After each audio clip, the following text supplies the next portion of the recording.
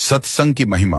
एक बार देवर्षि नारद भगवान विष्णु के पास गए और प्रणाम करते हुए बोले, भगवान मुझे सत्संग की महिमा सुनाइए। भगवान मुस्कुराते हुए बोले, नारद तुम यहां से आगे जाओ, वहां इमली के पेड़ पर एक रंगीन प्राणी मिलेगा। वह सत्संग की महिमा जानता है, वही तुम्हें समझाएगा। नारद जी खुशी खुशी इमली के पेड़ के पास गए और गिरगिट से बातें करने लगे। उन्होंने गिरगिट से सत्संग की महिमा के बारे में पूछा। सवाल सुनते ही वह गिरगिट पेड़ से नीचे गिर पड़ा और छटपटाते हुए प्राण छोड़ बैठा। नारद जी आश्चर्यचकित होकर लौट आए और भगवान को सारा वृत्तांत सुनाया। भगवान मुस्कुराते हुए बोले, इस बार तुम नगर के उस धनवान के घर जाओ और वहां जो तोता पिंजरे में दिखेगा उसी से सत्संग की महिमा पूछ लेना। नारद जी क्षण भर में वहां पहुंच गए। उन्होंने तोते से सत्संग का महत्व पूछा। थोड़ी देर बाद ही तोते की आंखें बंद हो गईं और उसके भी प्राण पखेरु उड़ गए। इस बार तो नारद जी भी घबरा गए और दौड़कर भगवान के पास पहुंचे। नारद जी ने कहा, भगवान यह क्या लीला है? क्या सत्संग का नाम सुनकर मरना ही सत्संग की महिमा है? भगवान हंसते हुए बोले, यह बात भी तुम्हें जल्द ही समझ आ जाएगी। इस बार तुम नगर के राजा के महल में जाओ और उसके नवजात पुत्र से अपना प्रश्न पूछो।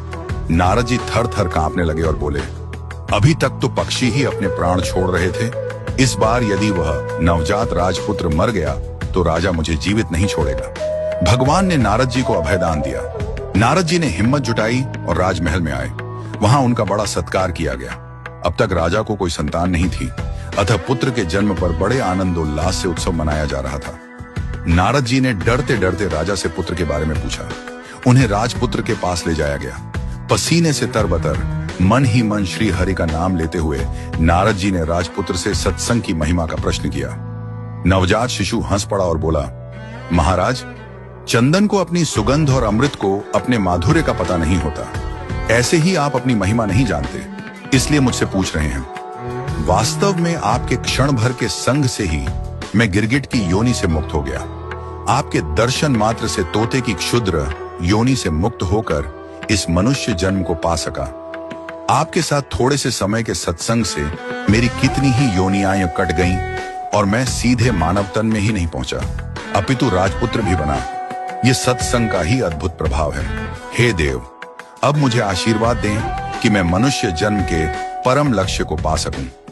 और बालक ने भगवान का नाम जपा, ओम नमो भगवते वासुदेवाय। भगवान विष्णु दूर वैकुंठ में मुस्कुरा रहे थे। उनकी मुस्कान में यह संदेश छिपा था, जितना समय तुम भगवान और भक्तों की संगति में बिताओगे उतना ही जल्दी तुम्हारे भीतर का अंधकार मिटेगा। सत्संग वह प्रकाश है जो जीवन का मार्ग बदल देता है।